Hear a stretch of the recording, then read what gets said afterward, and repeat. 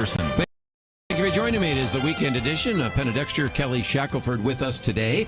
We're going to talk a little bit about some of these issues of religious liberty and, of course, the threat of expanding the size of the Supreme Court and what does that mean. Of course, we've had the first major speech before Congress, although I put that in quotes because there were actually more empty seats than there were people, as the president did speak the other night, and I wanted to get the comments around the round table. And then all the comments made to or about Senator Tim Scott, and so I do think there will be some comments about that as well. And we have quite a number of other issues to talk about in terms of CDC requirements, as well as just a whole series of other things that we will try to cover over the next couple of hours.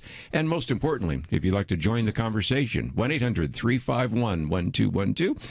And Penna, first of all, let's start out with the material I've posted. First article, First Liberty Live.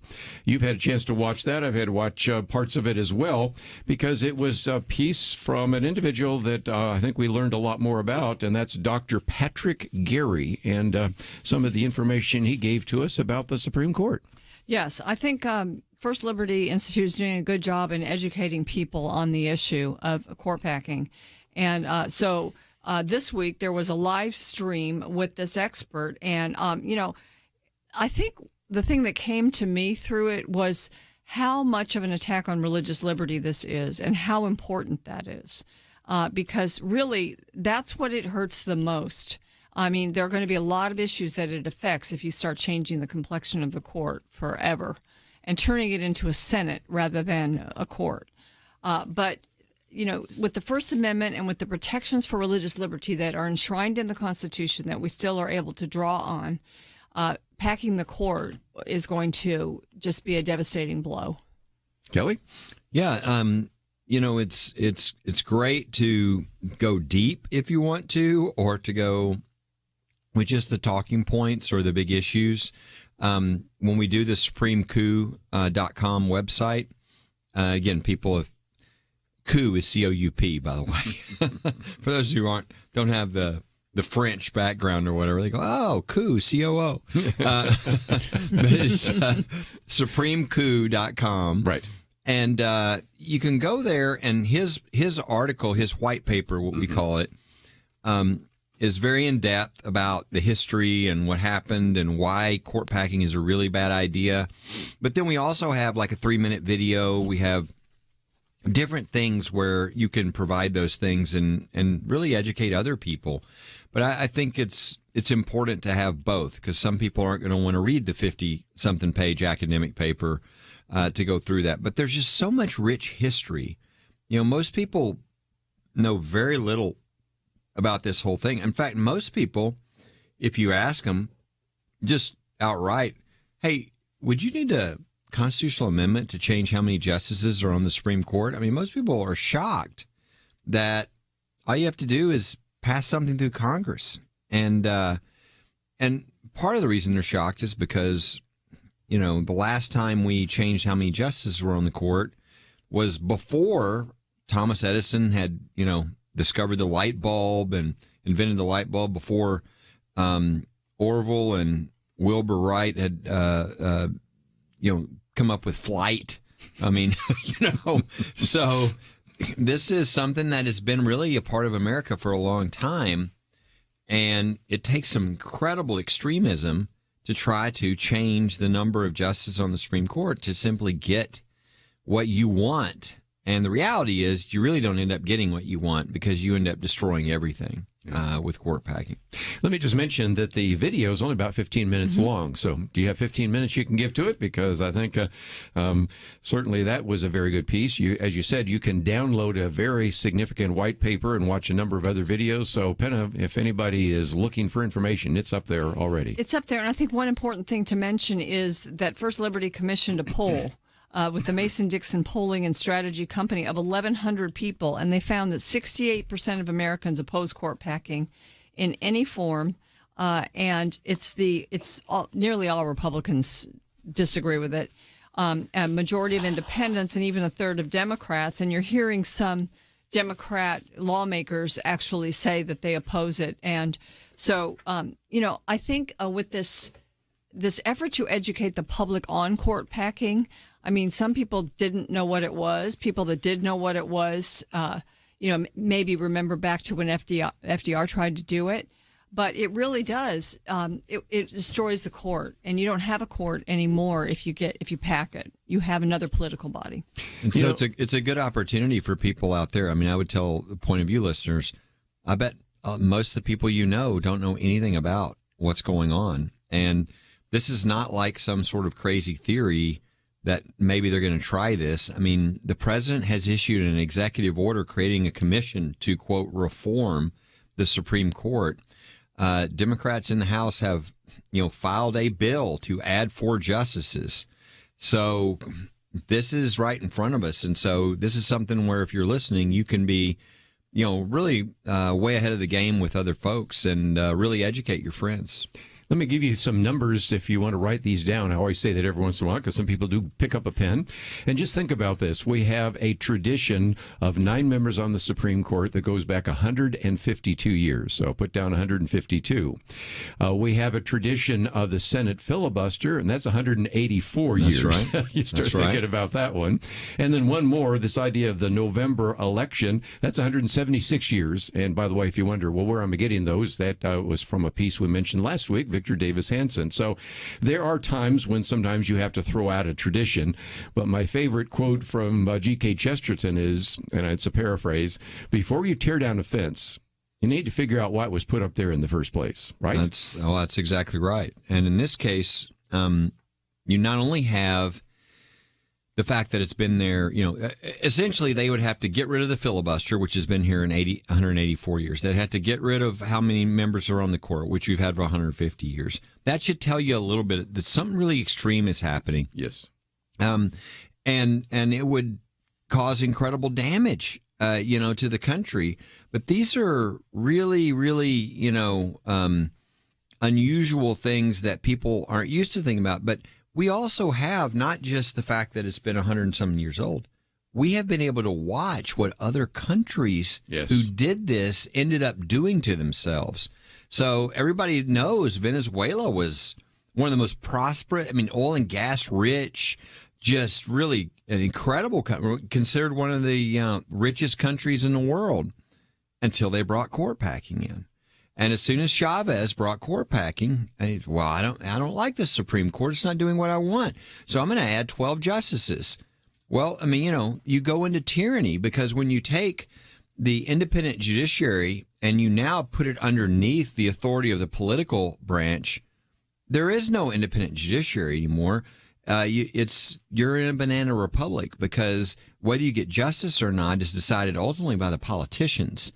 And that's where we're talking about going here in the United States of America.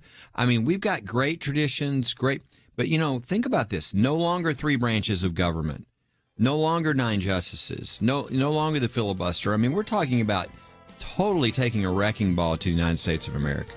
Which sets us up for a conversation after the break in terms of some of the things that was said by the president in front of the joint session of Congress. We'll be right back.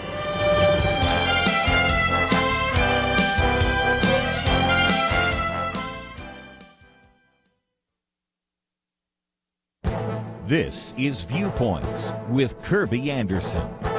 In his book, After America, Mark Steyn opened with a scenario of what a man living in the 19th century would think of technological changes in 1950. He would be astonished. Our time traveler would see a house full of mechanical contraptions. There is a huge machine in the corner of the kitchen, full of food and keeping the milk fresh and cold. Even more amazingly, there is an orchestra playing somewhere within this house. No, wait, it's coming from a tiny box on the countertop. A refrigerator, a radio, even the car outside the house would be amazing to him. Steyn then imagines the time traveler flies to the 21st century. He is puzzled because aside from a few adjustments, everything looks pretty much as it did in 1950. Oh, there's some differences such as computers, but sadly, most of the remarkable changes took place in the first part of the 20th century. He argued that technology seemed to plateau during the latter half of the 20th century. We could dream of flying cars, time machines, and teleporting devices, but there are physical limits that prevent them from being created. But another reason for the limit were government and bureaucratic regulations that limited development. Let me now make a prediction. We may begin to see significant change due to developing technology and big tech companies. Yes, we'll still have cars in the near future, but they will likely be electric cars and self-driving cars. This last year, we saw remarkable developments in biotech. A vaccine for the pandemic wasn't developed in 10 years or even 5 years. It was developed in less than 1 year. 50 years ago, Alvin Toffler wrote the book Future Shock, predicting major trends and changes. We may be on the edge of change we haven't seen in decades. I'm Kirby Anderson, and that's my point of view. Go deeper on topics like you hear on Viewpoints by visiting pointofview.net. Pointofview.net.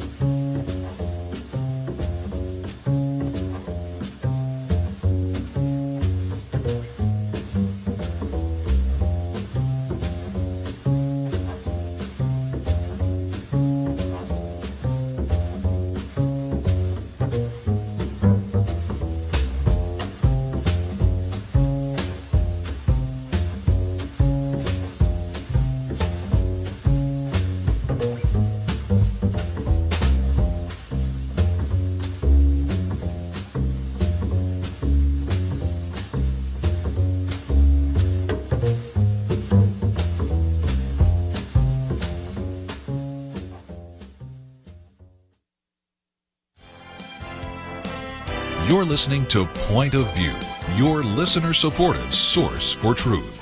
Back once again, if you'd like to join the conversation, 1-800-351-1212. Okay, it wasn't a State of the Union address, but it had a feel, sort of, and then it didn't feel like it in many other ways. The special presentation by the president before a joint session of Congress.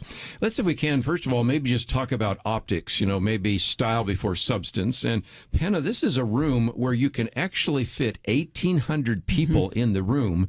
And at best, I think you had 200 or 300 members of Congress, and that didn't look right. It didn't look right. It was a really weird vibe, I think, watching it on television, to see people they had to be distanced because they marked the seats off. They all had masks on, and of course there was none of the guests that people normally bring to these. And the applause was muted because there just weren't enough people to make a splash with the applause. And it was just, in one sense, I thought it was incongruous because the whole beginning of the speech was about the successes against COVID and taking credit for that. And it is true that, people are vaccinated and, why they're probably all vaccinated, if not maybe a couple of exceptions, all the lawmakers. Why do you have to be distant so much? How do you want to send the message that we're coming back when everybody's sitting there like, scared to death of each other, it looks like. So the optics were bad, and they did not support the claims that he was making in the first part of his speech. And I did quote you yesterday. You had sent something from the former head of Planned Parenthood who was saying, if you wanted to send a message, this was not the right message, because the message was, it looks just like a CDC a function where everybody's still wearing masks and they're so far apart they can't touch each other's fingertips, and just didn't seem right. It didn't. Yeah, in a way, I thought the visual was equal to what was going on. It's just bizarre, right? It's like we're in an episode of The Twilight Zone, and you're waiting for the twist and turn at the end because it's so odd. And in a way, what we've done is we've returned back to the way politics were before Donald Trump, which is politicians lie. They stretch the truth. They promise you the moon, and then they deliver almost nothing. And this is why we had Donald Trump, because the country was tired of it. They were tired of all these people making all these promises and then going to Washington, D.C. and doing nothing for the American people. If you'll remember, there was gridlock, nothing happened. And so they said, we want to shake things up. And so they elected Trump. And boy, he shook things up, right? But one of the things he did, whether you like him or not, one of the things he did that I think most people, who are being honest at all have to agree with is he said what he was going to do. Mm-hmm. And so now we've got this president. And I think it's back to the old way, but worse, which everything is fake. He wears a mask, on a Zoom call with world leaders. That's just stupid, and it's all sort of, well, I'm going to pretend, even though everybody should be able to see through it. You can only do this somewhat if the media is cooperating with him, which of course they are. But it's just, you've got a guy who pretends to be a moderate, and partly because he's kind of older and more feeble, he looks less threatening. And so the people go, oh, yeah, he looks moderate. Meanwhile, the most radical things are being proposed. And so this is a really weird time, but it's, in some ways, it's like politics used to be back, but a little bit on steroids. And I just thought the whole COVID view, to me, the irony of all ironies was when this week when the president walks into the Rose Garden, which, by the way, if you haven't been there, is outside, to make an announcement that the CDC has now said that you don't need to wear a mask outside. Okay, here's a president who's been vaccinated, who is outside, and he's wearing a mask, walking to the podium to tell people that you don't have to wear a mask outside anymore. So it's just bizarre, because I think none of it is honest. It's just this whole image, but not speaking truthfully to people. And the media lets them get away with it. I think the other disconcerting part of it was we've got just a crisis on our border. And, yes, he did mention amnesty and a lot of things he wants to do about immigration, but that was never mentioned. That crisis on the border was never mentioned, not word one about it the whole time. So how do you give a quote-unquote State of the Union without mentioning the worst crisis that's really with us right now? The other part of it was he talked so much about the successes in the first 100 days, and yet then, the response to that was $4 trillion more in spending to, address all sorts of different concerns in the country. And so, really to me, what it did was it showed the lack of confidence that the Democrats have, that they know they're going to get slammed in the 2022 elections, and they're trying to do everything they can do to grab power, from H.R. 1 to the Equality Act to taking over the infrastructure projects, to now, child tax credits and forcing companies to have paid family leave, and just basically getting themselves in control of everything in your life. And again, in light of what Penna is saying, also with dishonesty, the coronavirus bill, very little of the money went to the coronavirus, right? The infrastructure bill, very little of that goes to the infrastructure. Everything is a facade. Yes. Everything is a lie. And this is what's sad. Now, if the media would do even a portion of their job, this would be exposed. But so I don't think this works, because I think the American people can see through this stuff. And I think by the time you get to the election, they will respond. But I hope so, or else, we're moving into some sort of totalitarian society, just because we have sort of the media and a party, and the people are so stupid that they just will go with whatever they're told despite what's happening. Again, I don't think that's the way things work. I think people in the United States see through these things, and they don't like these, which is why what is it? 8% of the country believes in the mainstream media. I think that was the last poll, 8%. 8%. And I think this is why. This was another difference from other speeches, and that was the person that responded to the president got more media play that night and the next day, and really since, than the actual president who gave the speech. And Tim Scott, first of all, did a great job. And they write those things before the speech, but he knew what was coming, and he gave he gave a much more unifying speech than the president. Although the president did say that he was welcoming the input of the other side. But you know that every time the other side, the Republicans, try to come with their own plan for any of these, they usually try to pass it on reconciliation, or he issues some sort of executive order. He hasn't governed in a unifying manner. Now he's promised again to do so, and the jury's out on that. I really don't think so. It's the facade. It's not. It's a lie. If you're the president and you want to work with the other side, here we are, 100 days in. He has not called yet the leader in the House of the Republicans, McCarthy. So, I mean, it's just a matter of what you can say and not do and get away with. And that's sad. And again, same thing when you start seeing all these numbers of, well, evidently, $4 trillion we've already spent is not enough. We're already experimenting with whether our country can really survive what we just did. I do think there's at least some rationale for that, for some of it, which is when the government forces your business to shut down, they really should pay for the damage they cause. And so it's unusual, although everybody ends up paying when you spend $4 trillion of taxpayer money, and you just think that it's just magic wiffle dust and it's just going to be fine. But when you start adding to it for all these other, now you're basically, why not just give everybody in America a check for $1 million? Because they don't trust the American people to spend it the way they want them to spend it. And so this, I don't, I always wonder if people understand economically kind of this type of thing, because this is really, really dangerous what he's talking about as far as what it could do to our country economically. I just think,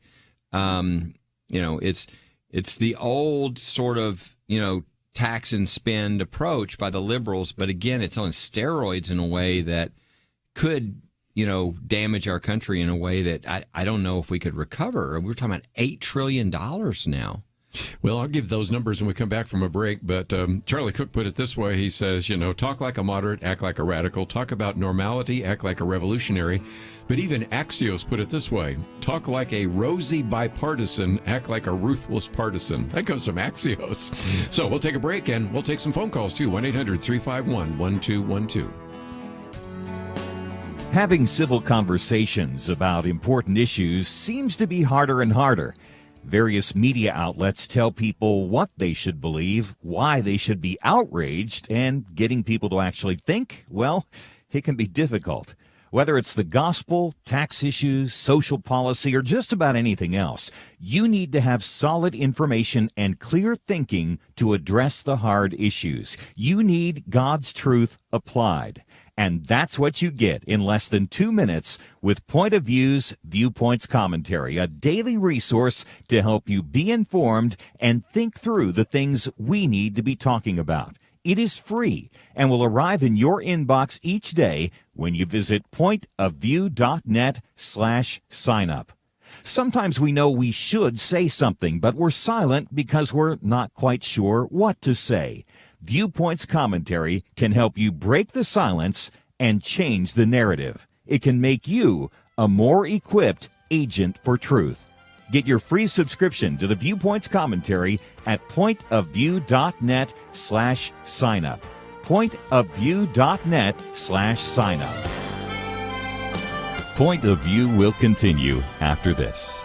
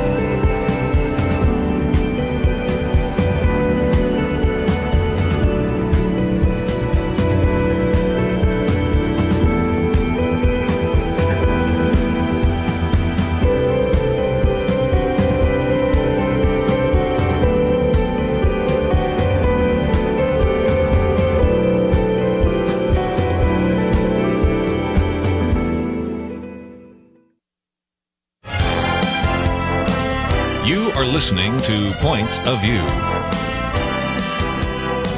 The opinions expressed on Point of View do not necessarily reflect the views of the management or staff of this station. And now, here again is Kirby Anderson. If you'd like to join our conversation, 1-800-351-1212. Penna, Dexter, Kelly Shackelford. It's our weekend edition. We've posted a couple of articles we've already talked about. Matter of fact, the second article is about Senator Tim Scott. I want to get to that in just a minute. But since we talked about the economics, if you have something to write with, sometimes I like to give you those points so you can make your case in a Facebook post or a Twitter post or in front of a member of Congress. We spent $1.9 trillion on what's called the American Rescue Plan, and that's oftentimes called Pandemic Relief Bill. But as Kelly pointed out, a percentage of that went for something that you could call COVID-19, but a good percentage of it was not. Then you have a $2.3 trillion, or 2.25, but I'll say $2.3 trillion American Jobs Plan, which has oftentimes been called the infrastructure bill. Now, if you talk to Republicans, they say only 6% on infrastructure, but to be fair, there's some other things with bridges and railroads. You can get it up to 24%, but still that means 3/4 is not on infrastructure by at least our common definition about that. And then we just talked about this one. Penna mentioned that $1.8 trillion for the American Families Plan. That doesn't really have a nickname, but I think it might get called the Education Plan or something like that. And of course, we have the Green New Deal for cities. We have the Green New Deal for public housing. We have the Thrive Act, which did pass the House and is in the Senate, and that could invest or spend, depending on how you look at that, $15 trillion over 15 years. Penna, Dexter, that's like monopoly money. I mean, it doesn't even make sense anymore, does it? The money is unbelievable. The idea, too, that, there's a lot of welfare out there, transfer payments for people who are struggling.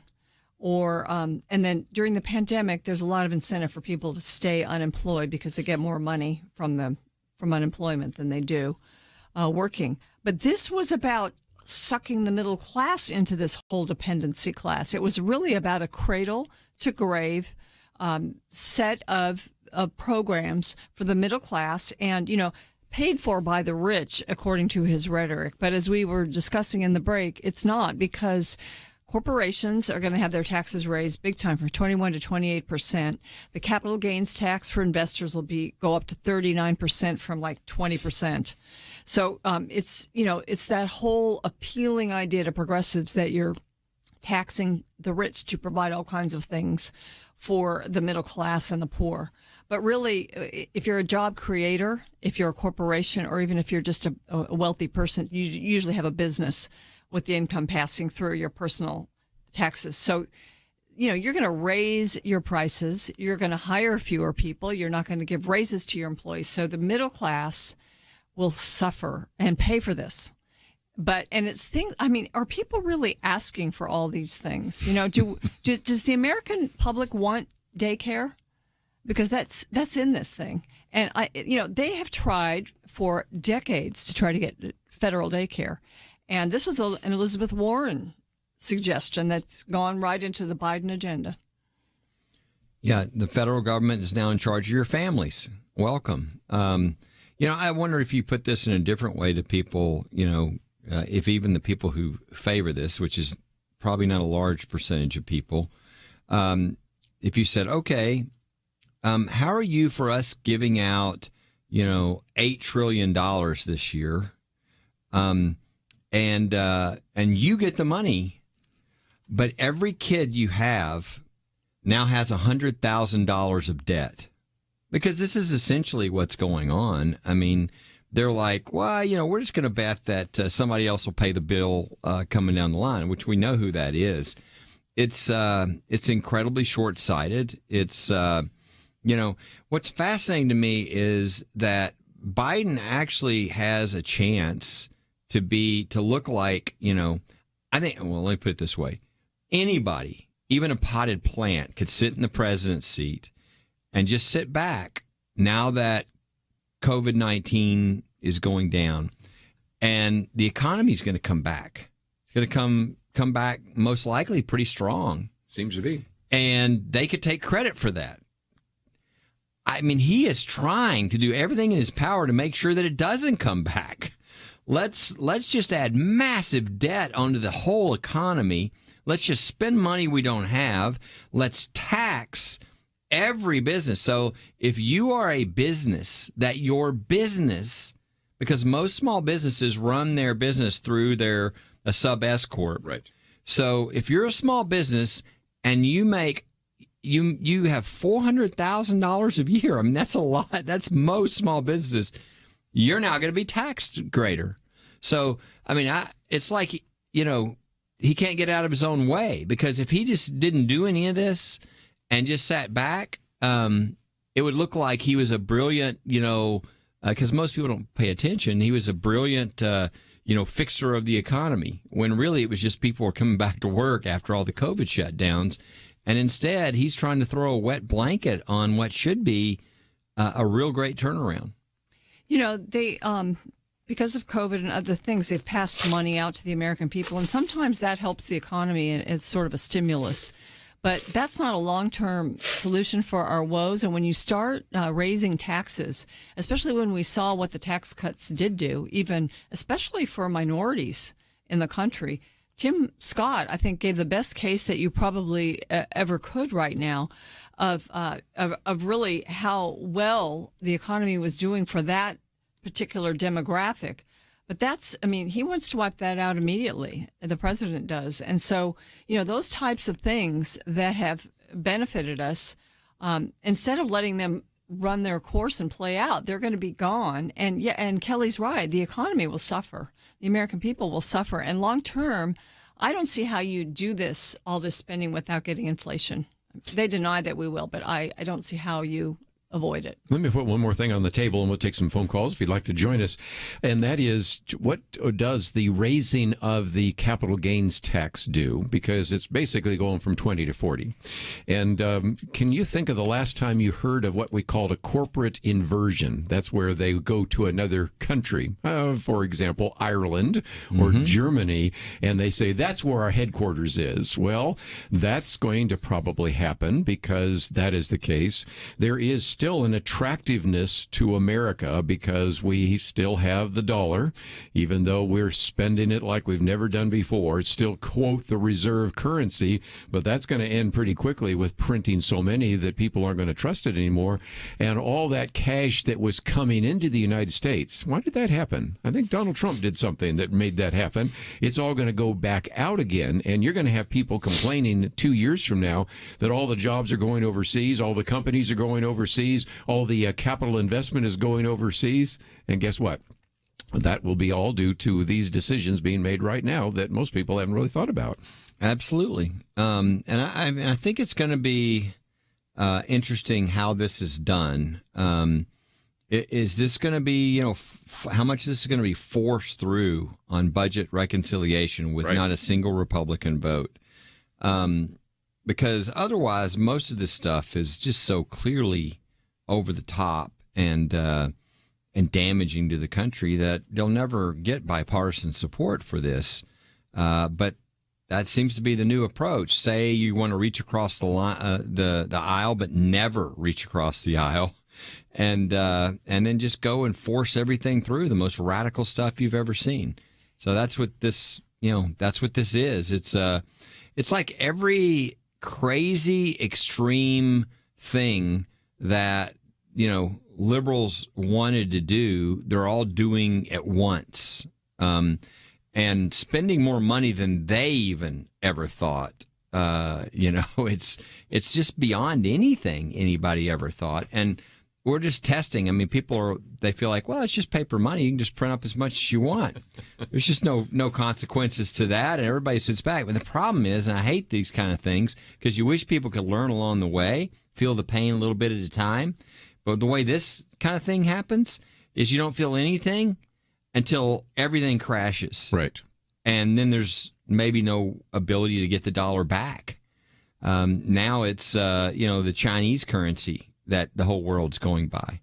And this argument that this is going to strengthen us against China is the most ridiculous thing I've ever heard in my life. The government printing money is going to make us stronger against China. That's just stupid. Nobody with a brain believes that, but it's it's going to damage us greatly in our competition against China. I hope there's a way to stop this. And I hope the American people don't just look at it and go, oh, well, there's no consequences to me right now, so I'll just take whatever freebies they want to give out. Oh, trillions of dollars? Okay, sure. I hope enough Americans look at their kids and go, I'm not going to do that to you. I'm not going to destroy this country because I'm greedy now and want some freebies. Just a really bad idea. I would think so. Let's take a break. We'll come back and let me put one more thing on this table. We've been talking about Senator Tim Scott, and they called him Uncle Tim. They called him a lot of things I can't say on radio. I'd love to get your thoughts about that. We'll be back right after these messages.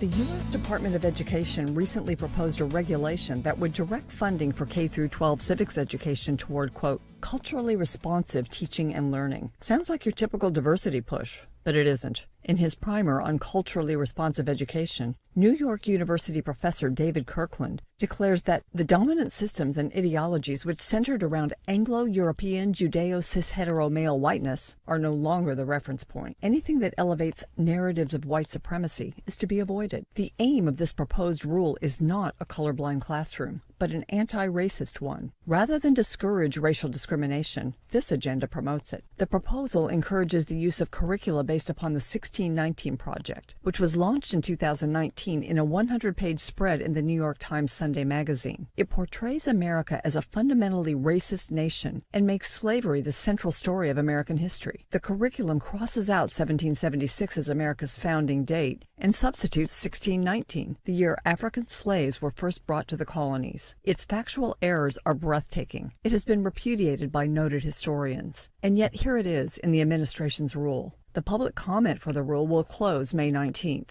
There's a companion bill before Congress, the Civics Secures Democracy Act, which would appropriate $1 billion per year for 6 years. This is just enough time to get the youngest students saturated in critical race theory, which redefines American history as a struggle between the oppressor, white people, and the oppressed, basically everyone else. It demands the overthrow of capitalism, equality under the law, and many of our founding principles. Racism is not our founding principle, and to say so has become a tool of the left to gain political power and really to overthrow our system. We should not be quiet about this rule that will steep the nation's students in critical race theory. We don't need their revolution. For Point of View, I'm Penna Dexter.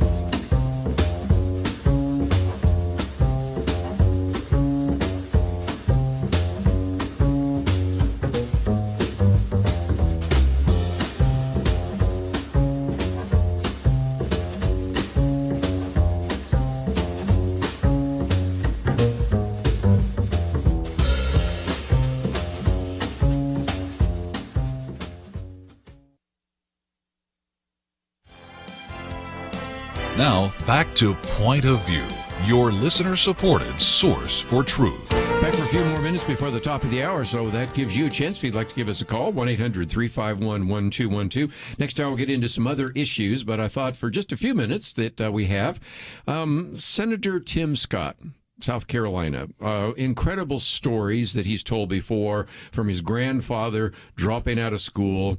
Now, Washington Post said, wait a minute, if grandfather didn't drop out in the 3rd grade, he dropped out in the 4th grade. Okay, whatever. That's how the grandfather remembered it. But nevertheless, to pick cotton and from cotton to Congress in one generation. And it's really an incredible story. And I thought Tim Scott, Penna, did a very good job of setting forth an agenda and wanting to unify unify the country, and also challenging what we'll talk about in the second hour here, this idea that we're a racist country. And the amount of criticism that he has received is just far beyond the statements he made, which in a previous decade wouldn't have even been considered controversial. Well, he's the wrong race to be a conservative Republican, and no one can stand that. They just can't stand it when you have a black person who speaks so much truth about conservative principles. And he didn't deny racism. In fact, he's always, since he's been a senator, talked about the instances of racism that he's experienced in his life. He didn't deny that, but he did talk about the progress the country's made, and he said we are not a racist society. It was a clear, unequivocal statement that you cannot, all these people talking about a systematic racism, he just denies that. And he says it is backwards, and this really comes against critical race theory, which we talked about last week, and they're trying to foist on all the schools. But he said it's backwards to fight discrimination with different types of discrimination. In other words, okay, we're going to fight discrimination against blacks, but now the new way to fight that, according to the woke part of the country, is discriminate against whites. And so that, I mean, some of his statements were just so clear and common sense. They weren't very long, and they just they kind of hit the nail on the head. And so, you know, he also said just before COVID, we had the most inclusive economy in my lifetime, because he's referencing the fact that the boats were being lifted through all the demographic parts of our society for the first time and for the most ever. And so he made a lot of sense. I think he got a lot of conservatives excited, and he got a lot of leftists mad at him. Yeah, Tim Scott, very much not who they wanted to hear from. And I think with this, the reaction and everything, it just shows. I mean, to me, real racism is when you look at somebody and because of the color of their skin, you not only think you know how they should believe, but you want to attack and punish them if they don't believe. Now that's racism, to look at somebody and go, well, you're black, therefore you should have these beliefs. And that's basically what happened to him. And I thought, if it would have been a discussion about what he had to say, which I thought was, very effective, that would have been one thing, but that's not what they did. And it's all because, it's pure racism. It's, wait, you're of this race, therefore you should think the way I want you to think. And again, and you're an oppressor. Yes. You're of this race, and because you're white, you are racist and you are an oppressor. This is what they're trying to drum into our psyche right now. And again, we're seeing all sorts of pushback. One of these things I've enjoyed reading is this incredible letter that a New York father was writing. And sometime I may read all of it, although I'll have to take out a few words here and there, just like you do on any of those. But you also have some of the testimony. I was thinking the other day, Representative Burgess Owens, he represents the 4th District in Utah. Some of us watched him play football, but again, African American. And that's where he says, I lived through Jim Crow. I can tell you what that is, and the Georgia laws are not Jim Crow. And yet there are individuals now that are actually prosecuting or maybe even to better use the word persecuting individuals. You may have seen the other day one of these legislators that was pushing through the voter bill. Actually, they decided to relieve him of his position. And we're starting to see a real pushback, Kelly, that reminds me a little bit of Live Not by Lies. Can you imagine somebody knocking at your door at 6 o'clock in the morning and wanting to see all of your electronics? That happened to Rudy Giuliani, yes. Right? And you have identified other lawyers that defended Donald Trump, other lawyers that have articulated perspectives in one way or another, and they've lost their jobs over these kinds of issues.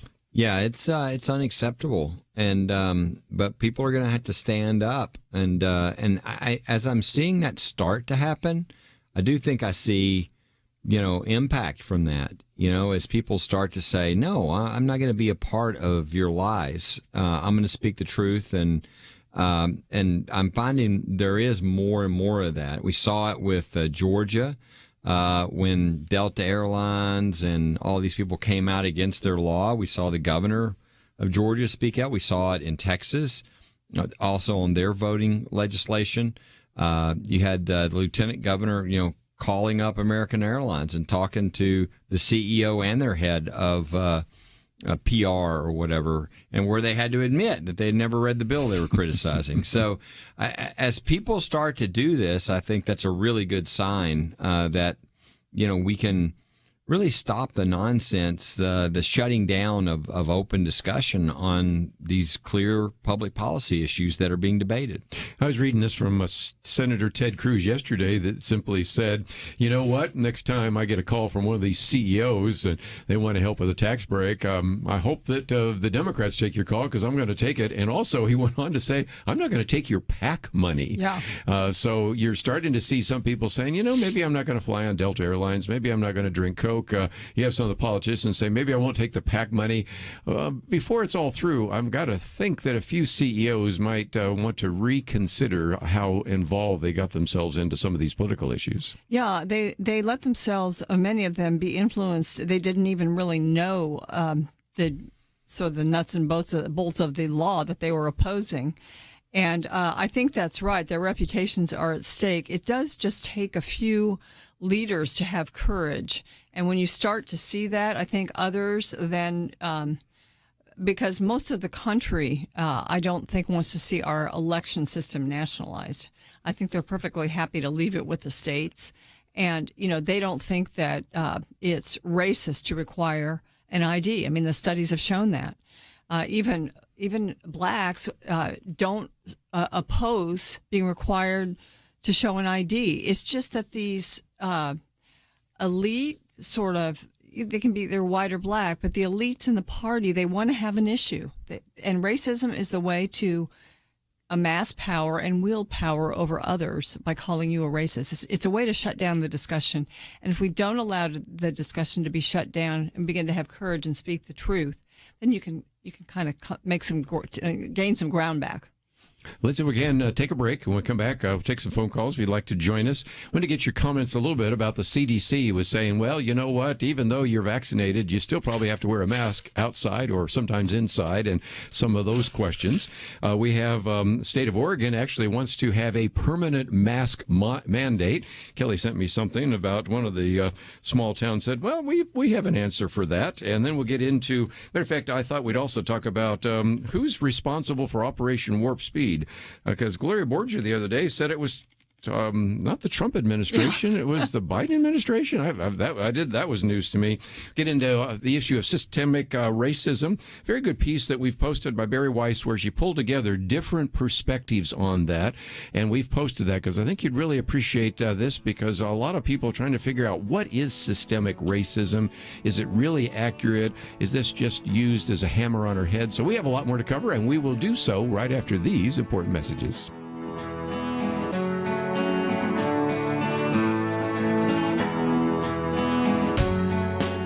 We live in a digital generation. Point of View is reaching this often overly plugged-in generation with truth.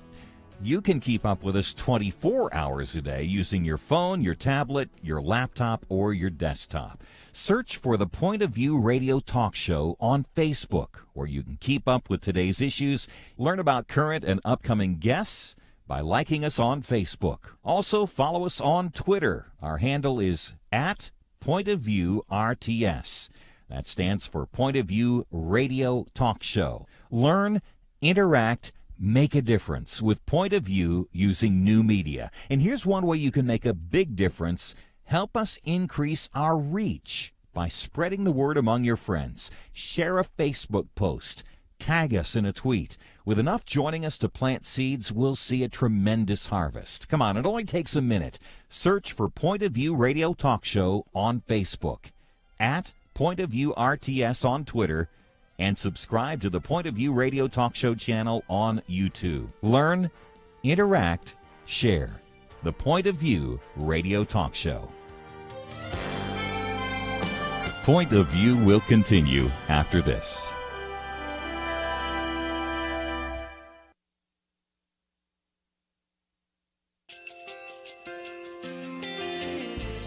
I just want to thank you so much for all the wonderful programming you have. You're just absolutely fantastic. I recently started listening to Point of View, and I really found it interesting because of the different subjects you cover. Thank you for that. I really appreciate everything that you do in keeping us informed. Thank you, Kirby, for everything that you have been doing. I appreciate all the work that you're doing, advocating for the Word of God. Thank you so much.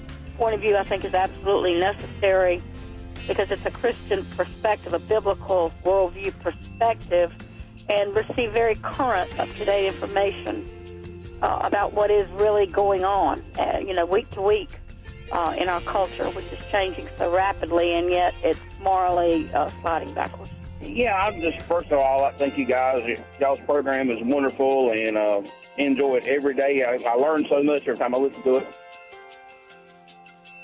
Point of View Radio Talk Show.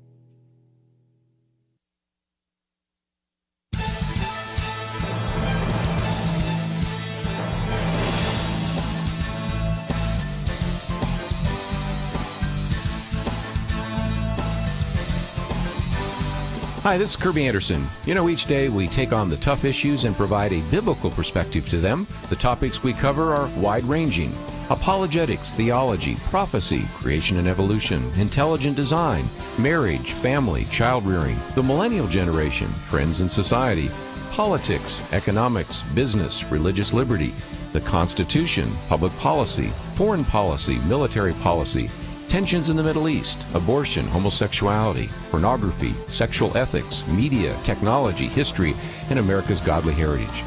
We talk about anything that affects your faith, your family, or your freedom. So don't go anywhere, because Point of View continues right now.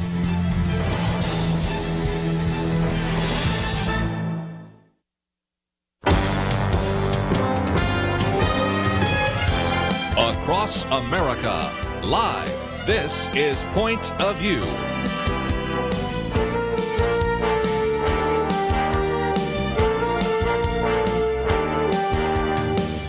And now, Kirby Anderson. Back once again, if you'd like to join the conversation, 1-800-351-1212. Kelly Shackelford, Penna, Dexter.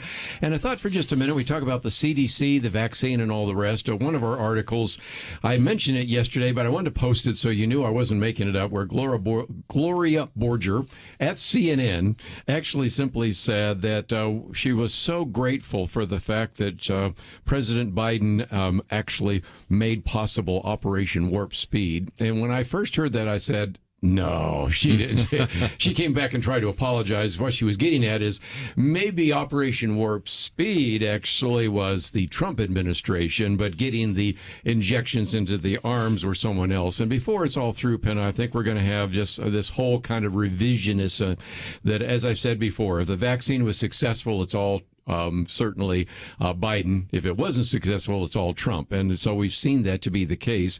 But my commentary today is a reminder that we're living in a time of unbelievable change. And I talk about in one of these paragraphs here that when we talk about developing the vaccine, it didn't take 5 years. It didn't take even 2 years. It was done in less than a year. Now, since I've written that, I think the all-time great success story, which I just mentioned in passing the other day, is they now have a vaccine for malaria. Yeah. Now, you think about the one creature that has killed more human beings in history than anything else. It's mosquito. And to now have a wonderful vaccine against malaria. There was an article years ago in Science magazine, since I'm a science geek, I read some of that, which was suggesting at the time, now people have challenged it, whether half of all the people that died of an infectious disease died from malaria. You think of the impact that malaria has had in world politics. You know, the British were able to settle very easily in South Africa, but as they move into the interior, weren't so successful because of malaria. There has always been an argument that the Mason-Dixon line was set because below the Mason-Dixon line, malaria was there, and people from Africa as slaves were less likely to die from malaria than other indentured servants. So you think about all the things in our world that's been affected by malaria. And here we are with Operation Warp Speed giving us a vaccine against COVID-19. Now, that same technology from AstraZeneca has now given us a vaccine against malaria.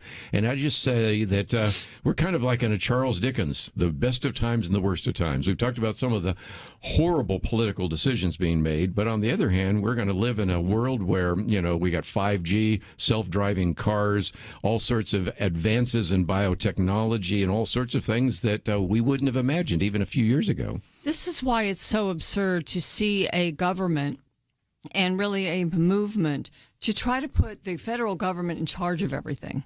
Because the minute you do that, and, you know, this has been tried throughout history.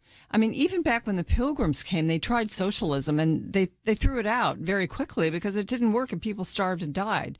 And the other socialist and communist movements have been the same. And so, you know, there's this big move now to take everything over. And really the success story in our country and really in the West has been the freedom for Americans to take risks, to go out, to invent something, to build a company, to employ people, to make their own way, to, you know, maybe fail and go bankrupt and have to start over. I mean, we know a lot of stories like that, too. And, you know, yes, there is a safety net that the government provides for people that are in need. But this the plans that are being laid out right now go well beyond that. And so, to take some of the, okay, one of the ideas is to talk about prescription drugs.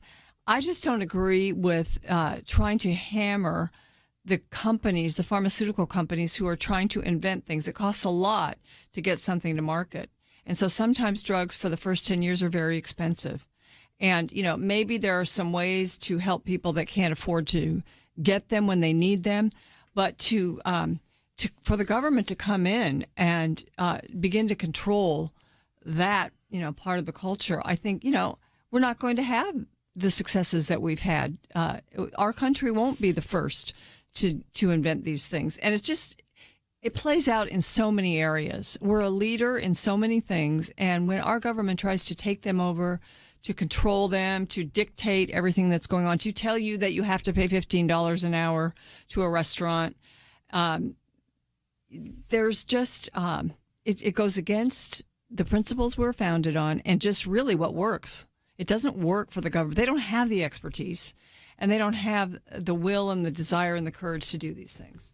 I've always thought this whole time that the folks on the opposite side should refer to this in the press, the Republicans, et cetera, as the Trump vaccine, because it would just drive them crazy. It would. But the reality is, again, I think if people were being honest, ask yourself, would we have a vaccine if Joe Biden were president when the pandemic hit?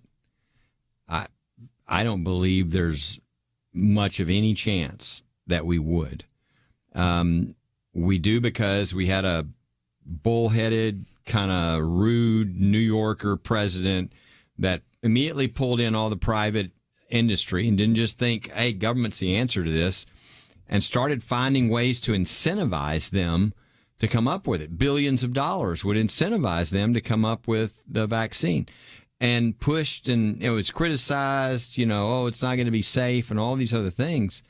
But, and now, you read the article where they're trying to say Operation Warp Speed was President Biden's idea when it happened under Trump.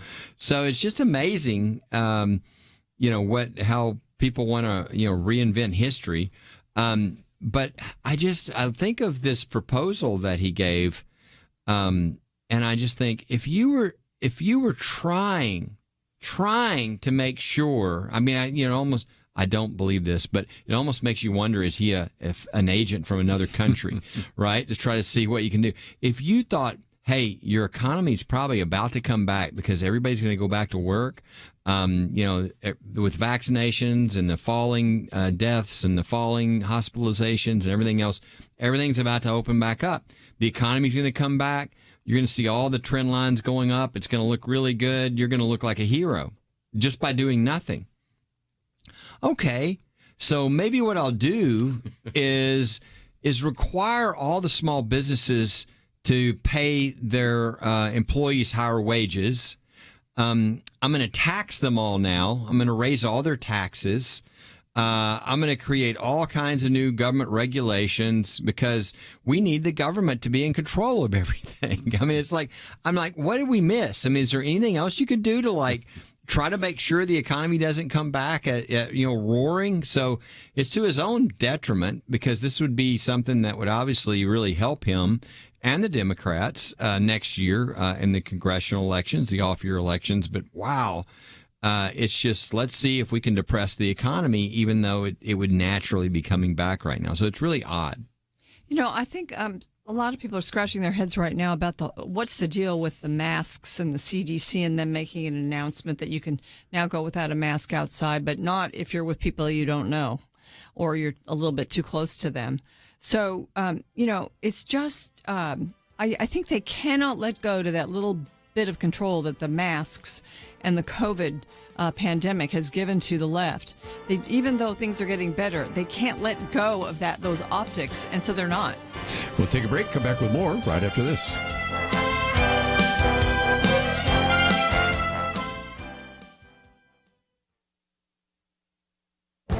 This is Viewpoints with Kirby Anderson. In his book, After America, Mark Stein opened with a scenario of what a man living in the 19th century would think of technological changes in 1950. He would be astonished. Our time traveler would see a house full of mechanical contraptions. There is a huge machine in the corner of the kitchen, full of food and keeping the milk fresh and cold. Even more amazingly, there is an orchestra playing somewhere within this house. No, wait, it's coming from a tiny box on the countertop. A refrigerator, a radio, even the car outside the house would be amazing to him. Stein then imagines the time traveler flies to the 21st century. He is puzzled because aside from a few adjustments, everything looks pretty much as it did in 1950. Oh, there's some differences such as computers, but sadly, most of the remarkable changes took place in the first part of the 20th century. He argued that technology seemed to plateau during the latter half of the 20th century. We could dream of flying cars, time machines, and teleporting devices, but there are physical limits that prevent them from being created. But another reason for the limit were government and bureaucratic regulations that limited development. Let me now make a prediction. We may begin to see significant change due to developing technology in big tech companies. Yes, we'll still have cars in the near future, but they will likely be electric cars and self-driving cars. This last year, we saw remarkable developments in biotech. A vaccine for the pandemic wasn't developed in 10 years or even 5 years. It was developed in less than 1 year. 50 years ago, Alvin Toffler wrote the book Future Shock, predicting major trends and changes. We may be on the edge of change we haven't seen in decades. I'm Kirby Anderson, and that's my point of view. Go deeper on topics like you hear on Viewpoints by visiting pointofview.net. Pointofview.net.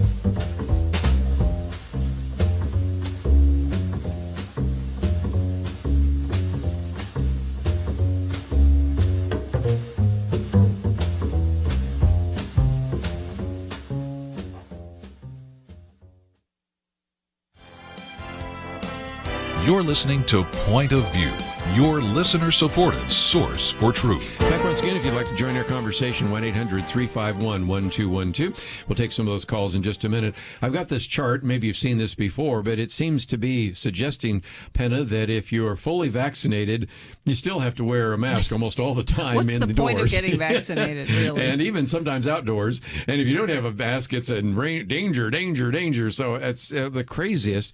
Okay, these get into some issues that I want to hear Kelly's comment on as well. What kind of liberty do we have? Because the other day the president was asked, should we require that everybody in the military become vaccinated? Because, you know, there was a high percentage of those, I think at the time in the Marines, that didn't want to be vaccinated.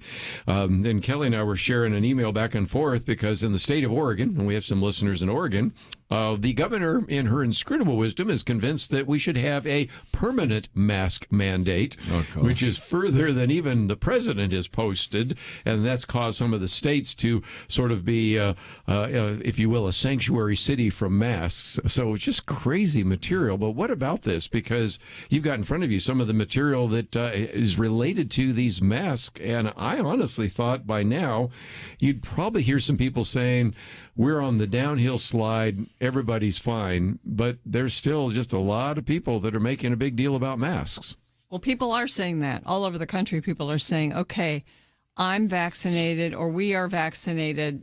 We're going to live our life normally. But in places like Oregon, you've got a governor there. And, we've dealt with this with churches and pastors keeping their churches closed beyond what people thought was prudent. Now you have the whole state with a rule being proposed for them to mandate masked, and it sounds like it's not supposed to end. It's just supposed to be forever.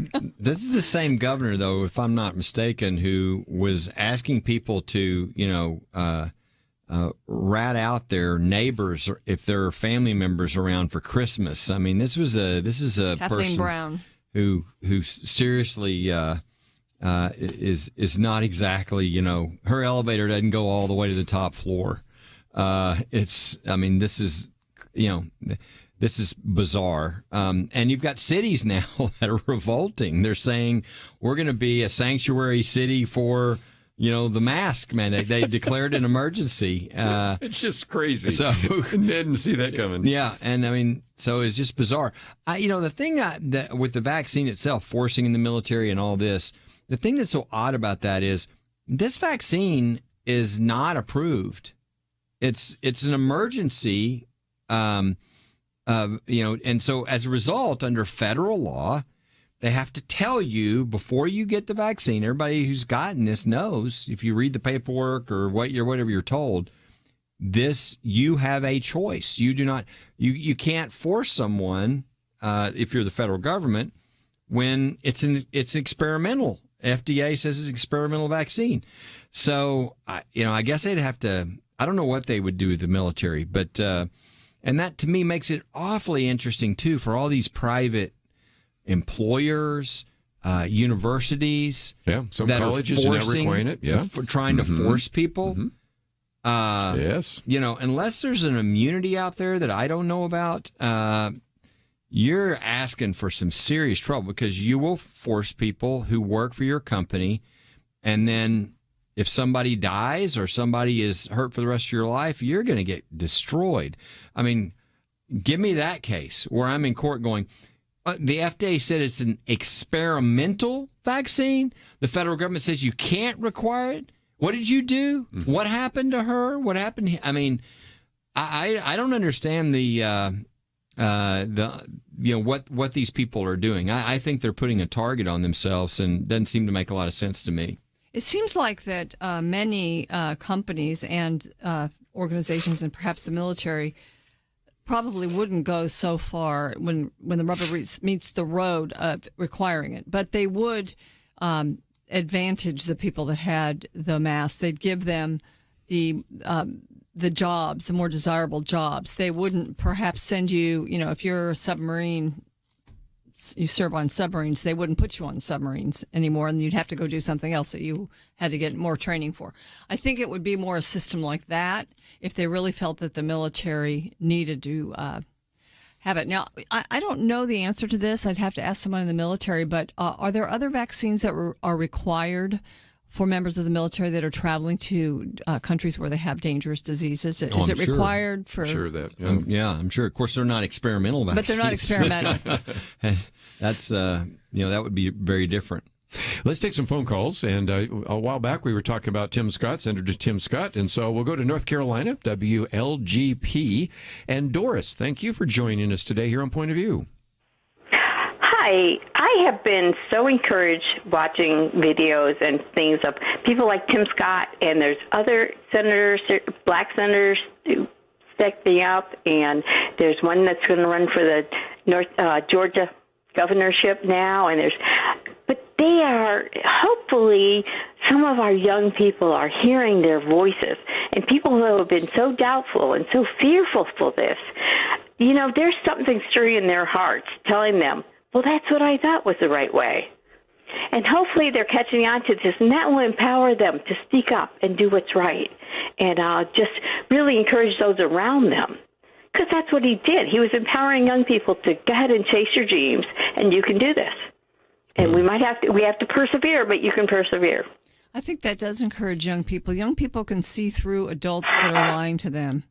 And they can also see through people who don't live what they speak. And I think Tim Scott does live what he speaks. And, one of the other things we didn't mention is that back in last year, he put forward a comprehensive piece of police reform legislation. And it was just amazing how they just kind of jettisoned that.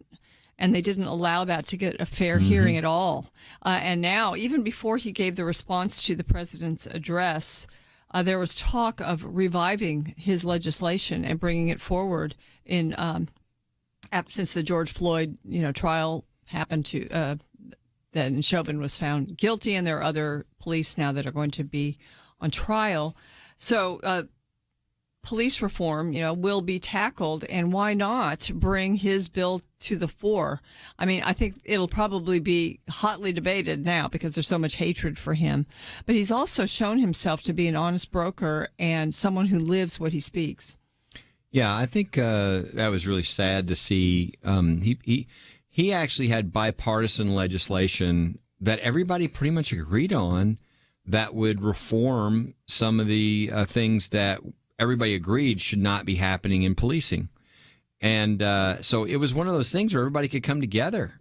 But the Democrats didn't want it to pass because Trump was president and they thought he would get credit. Yeah. And so for pure political reasons, they didn't pass something. And I mean, that's really sad. Of course, now they're talking to Senator Scott, again. But, it's sad that, you wish that people would penalize that type of conduct, and I'll also give credit to, because I think we one of the articles on the website is about this use of the term systematic racism. Right. Mm-hmm. And I'll also give credit because one of the things Senator Scott was criticized for was saying that America is not a racist country, that we've actually had tremendous, doesn't mean there's no racism anywhere. I mean, he had multiple of that in his own life that he talks about. So he doesn't deny racism. Just to say the whole country is racist is ridiculous. And it's that term a lot of time that the president uses, systematic racism. And so I thought the article that you can get to on pointofview.net is really good in helping to see different perspectives and for everybody to essentially agree it's not a very useful term because everybody tries to put their own meaning into it and say things that really are not true. And so I want to give credit to the vice president for answering the question. Kamala Harris answered the question that she doesn't believe that our country is racist. Good for her. More people need to say that. We need to call out real racism and not go with this sort of assuming everybody is racist or every system is racist, or let's look at the specifics and deal with those incidents. We do have another caller who wants to talk about Tim Scott, so we'll get to that in just a minute. But just to preview what we'll talk about, that piece by Barry Weiss, you might remember her at the New York Times, but she used to, when she was, I think, at the Wall Street Journal, used to put together this kind of forum where you get different voices. John McWhorter, Glenn Delory, and a number of others are there. So you really kind of get a point counterpoint, and I thought this would be very helpful. And it's a good setup also to the conversation we're going to have on Penna Dexter's piece, because her commentary is about culturally responsive education. You might say, what does that have to do with anything? Well, that's one of the buzzwords for critical race theory, so she will educate us about that. So come back and take another phone call on Tim Scott, and then we'll get into this idea of racism, critical race theory, what to look for in your local schools. We'll be right back. Having civil conversations about important issues seems to be harder and harder. Various media outlets tell people what they should believe, why they should be outraged, and getting people to actually think, well, it can be difficult. Whether it's the gospel, tax issues, social policy, or just about anything else, you need to have solid information and clear thinking to address the hard issues. You need God's truth applied. And that's what you get in less than 2 minutes with Point of View's Viewpoints Commentary, a daily resource to help you be informed and think through the things we need to be talking about. It is free and will arrive in your inbox each day when you visit pointofview.net/signup. Sometimes we know we should say something, but we're silent because we're not quite sure what to say. Viewpoints Commentary can help you break the silence and change the narrative. It can make you a more equipped agent for truth. Get your free subscription to the Viewpoints Commentary at pointofview.net/signup. Pointofview.net/signup. Point of View will continue after this.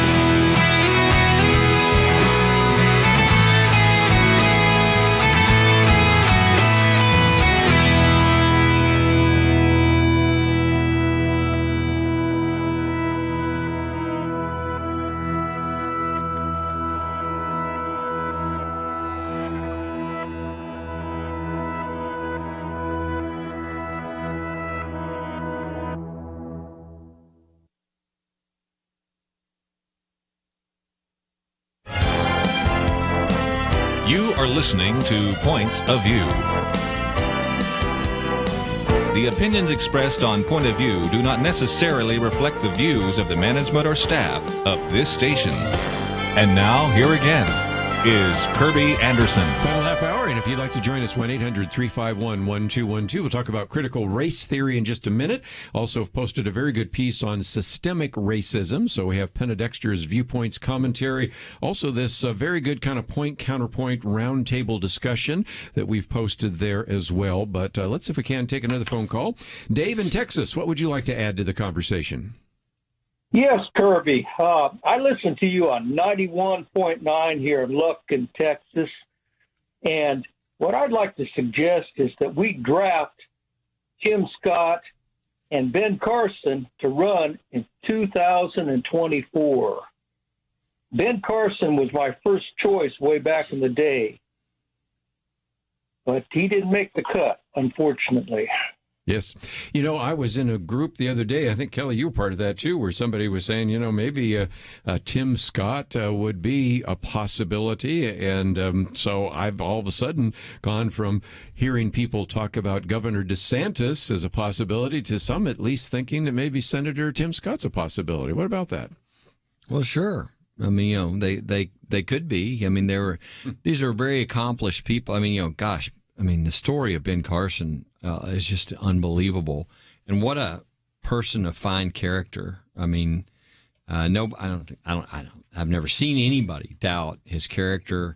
I mean, his brilliance, and so they would both be great. I think there's going to be a lot of people. I do believe so. In that, assuming President Trump doesn't put his hat in the ring, which we don't know. I mean, that could throw obviously a wrench into a lot of things too. But otherwise, I think McConnell just said the other day he expects 3 or 4 different senators that are talking about. Mike running. Pence will run. Yeah. And then you've got governors like DeSantis and others who will run. Former governors like Nikki Haley. Somebody the other day was suggesting Nikki Haley and Tim Scott, and I said, well, that wouldn't be possible through the Constitution. That's right. And so he said, what? Yeah. I said, South Carolina. Yeah, because you're both from the same state. That's It's right. just one of those funny things that the people 12th don't Amendment, know. right? Yeah, so there you go. Well, I think he's got a good point, and if nothing else, just before we get into critical race theory, I did mention this week that we now have the census down, and the assumption is that every one of these state legislatures now have all the numbers. And so you have 2 additional members of Congress from Texas, and then from a number of other states, from Oregon and Montana all the way down to Florida, that have picked up 1. And then you have a lot of states that have lost a representative, and those would be, of course, Ohio, Illinois, New York, and you can go through the list. You know the list as well as I do. But that tends to suggest, Kelly, that even before we get to the presidential election, let's just back up to 2022.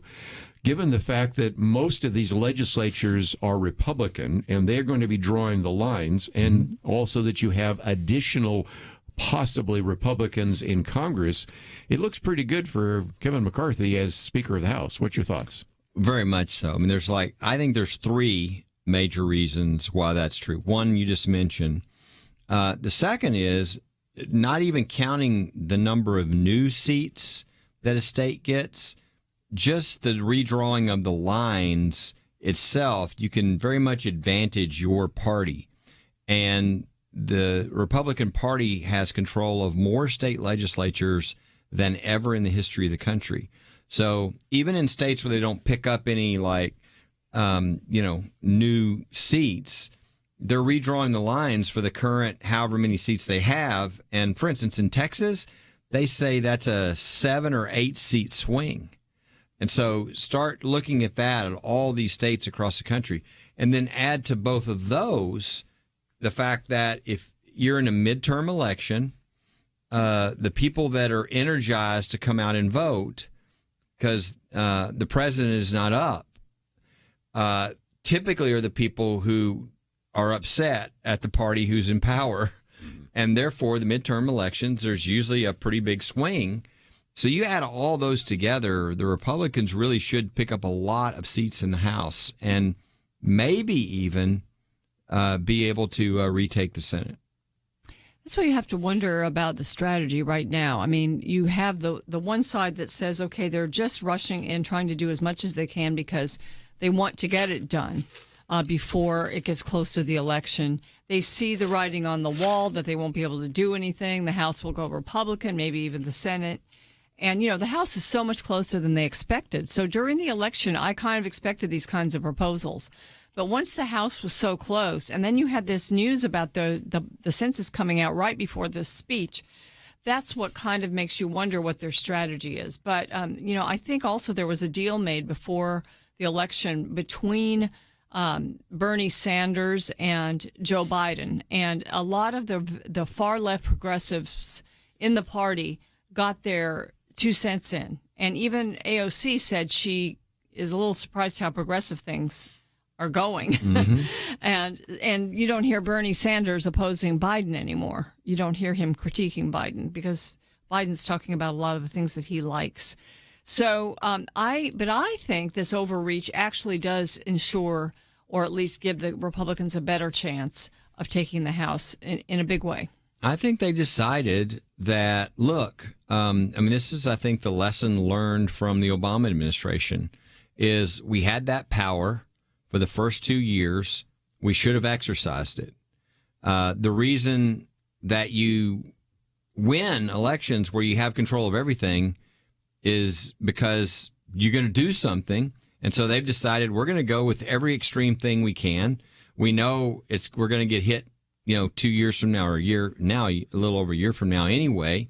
And so let's just go for everything. The Green New Deal, we'll just rename all the bills, and even though we'll say coronavirus, 90% of it will be not for coronavirus. And we'll do an infrastructure bill, and even though 80 or 90% of it has nothing to do with infrastructure, we'll just call everything infrastructure. And so this is what they're doing. And I think they think because of the polling right now that they're getting away from it because people look at Biden and they say, is he extreme? And they go, no, he's kind of feeble, But meanwhile, all this policy is going through that is as left-wing crazy as you've ever seen in your lifetime. So it's a unique, but this is their approach. I think it's what they've learned. I think it's what they're going to do. They're going to go hard with the most extreme things that the American people, take H.R. 1 that they're pushing, right?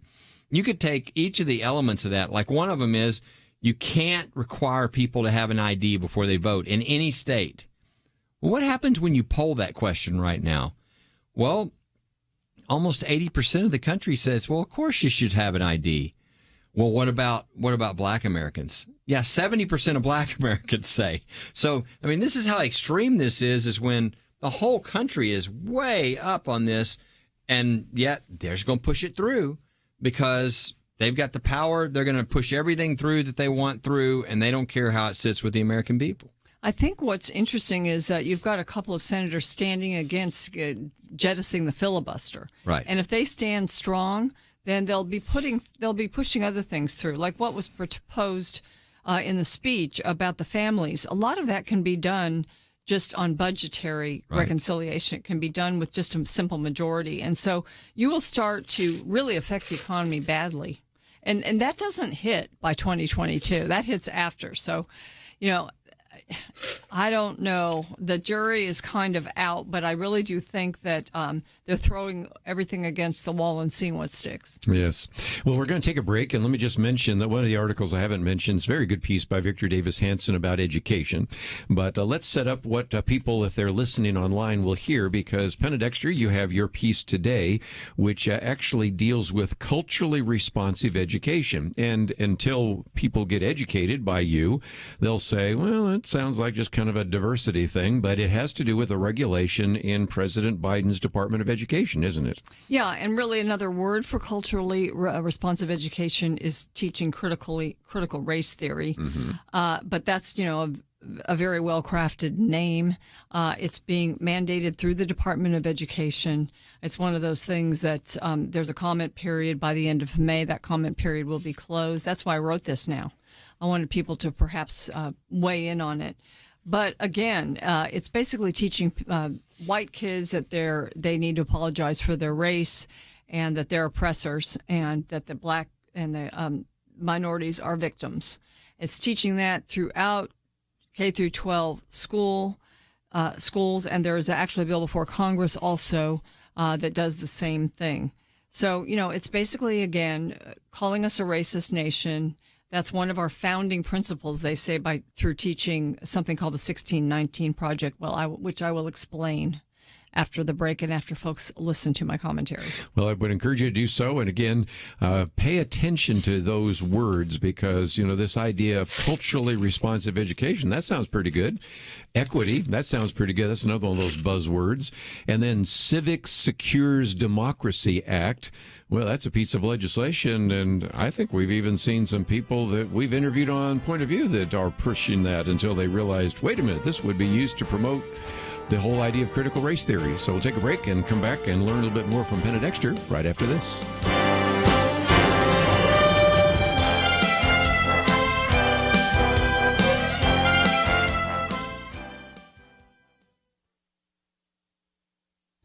The U.S. Department of Education recently proposed a regulation that would direct funding for K through 12 civics education toward, quote, culturally responsive teaching and learning. Sounds like your typical diversity push, but it isn't. In his primer on culturally responsive education, New York University professor David Kirkland declares that the dominant systems and ideologies which centered around Anglo-European Judeo-cis-hetero male whiteness are no longer the reference point. Anything that elevates narratives of white supremacy is to be avoided. The aim of this proposed rule is not a colorblind classroom, but an anti-racist one. Rather than discourage racial discrimination, this agenda promotes it. The proposal encourages the use of curricula based upon the 1619 Project, which was launched in 2019 in a 100-page spread in the New York Times Sunday magazine. It portrays America as a fundamentally racist nation and makes slavery the central story of American history. The curriculum crosses out 1776 as America's founding date and substitutes 1619, the year African slaves were first brought to the colonies. Its factual errors are breathtaking. It has been repudiated by noted historians, and yet here it is in the administration's rule. The public comment for the rule will close May 19th. There's a companion bill before Congress, the Civics Secures Democracy Act, which would appropriate $1 billion per year for 6 years. This is just enough time to get the youngest students saturated in critical race theory, which redefines American history as a struggle between the oppressor, white people, and the oppressed, basically everyone else. It demands the overthrow of capitalism, equality under the law, and many of our founding principles. Racism is not our founding principle, and to say so has become a tool of the left to gain political power and really to overthrow our system. We should not be quiet about this rule that will steep the nation's students in critical race theory. We don't need their revolution. For Point of View, I'm Penna Dexter.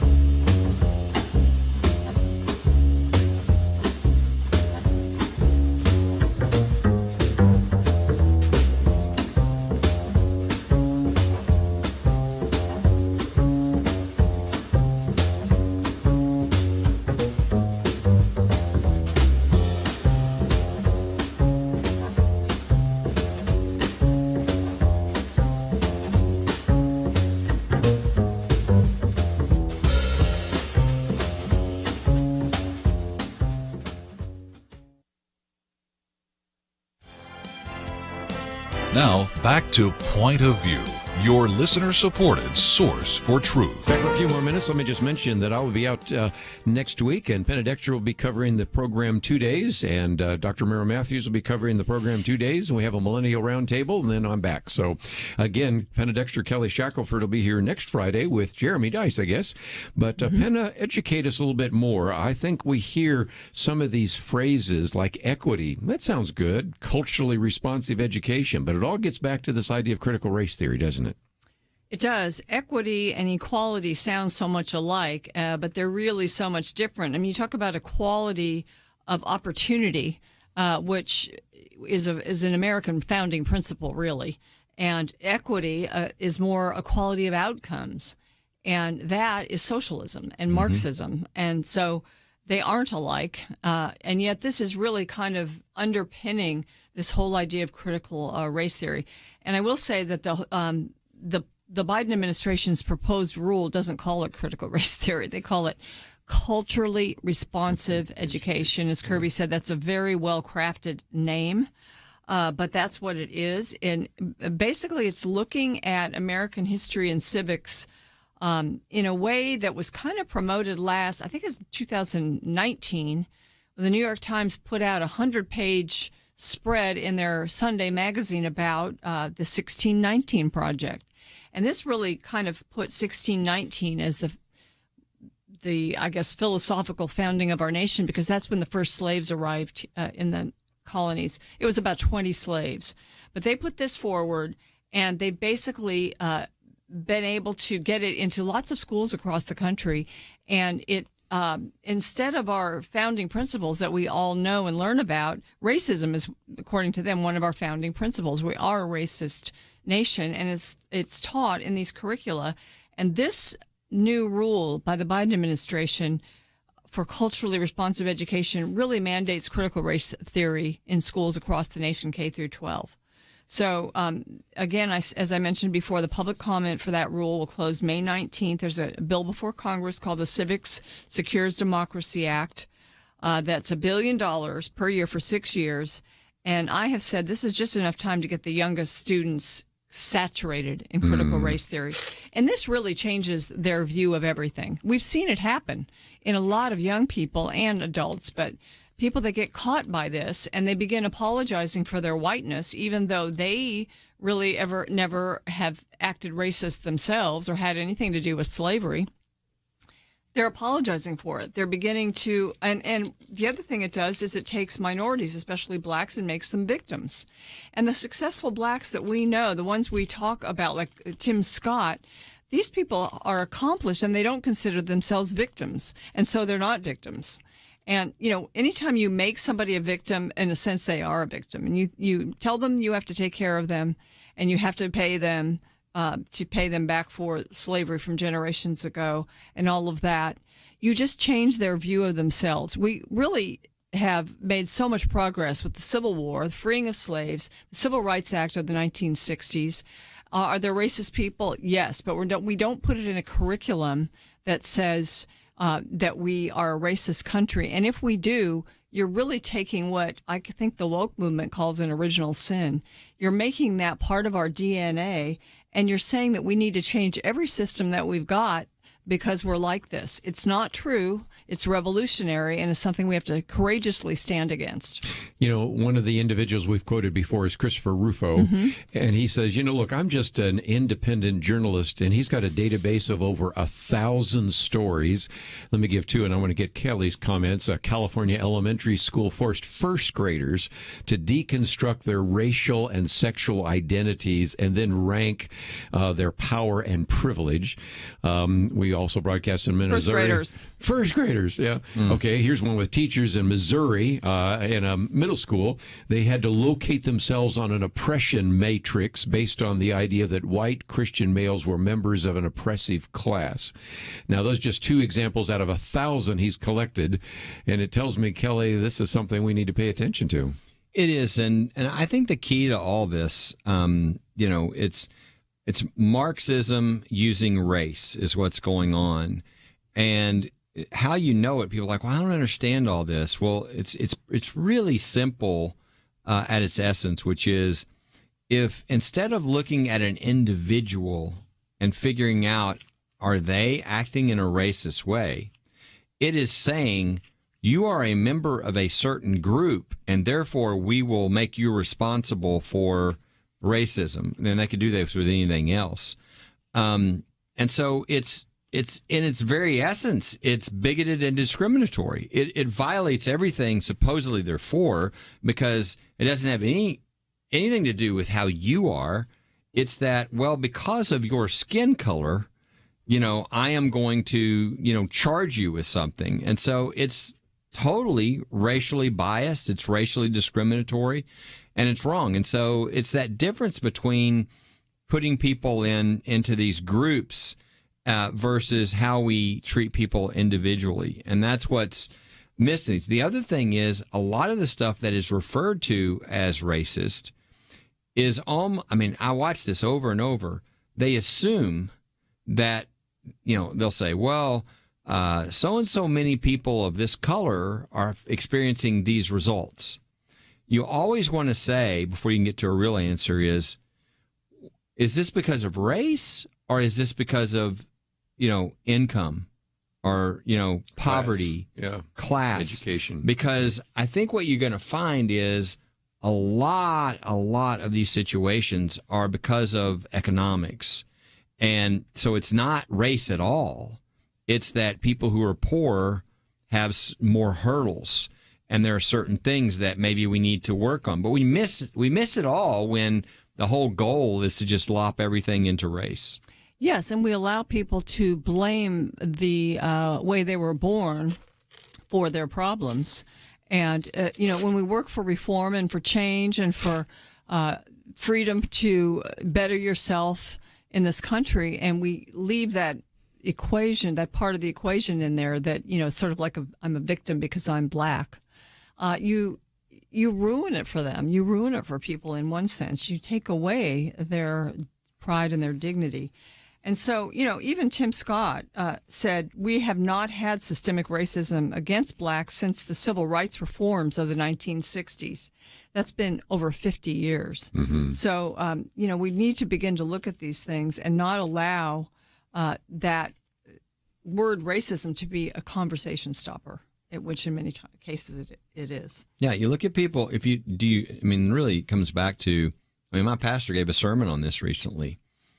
Do you judge people by the flesh, or do you judge them by who they are? Mm-hmm. And that's what racism is all about, right? How do you look at people? Do you look at them as a member of a group, which is what they're all promoting right now? That's racism. Or are you looking at them as an individual? And, Christians know the proper answer to that. But that this whole ideology that's coming, this sort of Marxist ideology, is anti-Christian. Most people don't get that, but it has to remove, everywhere it goes in the world, it has to remove Christianity, it has to remove the church before it can take control. And so this is a battle about really what is right and what is wrong. And nobody should ever be judged by the color of their skin or what group they're in. It should be on who they are, what their actions are. And once we get to those individuals, I think all this breaks down, because I think most people, when they look at another person, they don't assume that every other American is racist. They know that everybody's different, and they just want to be treated well and fairly by everybody. Let me just mention that we do have a link to First Liberty. Of course, we also have one to FirstLibertyLive.com and Supreme Coup. 2/3 of Americans oppose court packing. There's some great material there. Those are some tools for your toolbox, and you might want to use them over the weekend. So I hope you have a great weekend, and want to thank Andrew and Steve for their help behind the scenes. We'll see you back here on Monday right here on Point of View.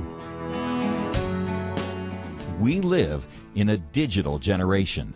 Point of View is reaching this often overly plugged-in generation with truth.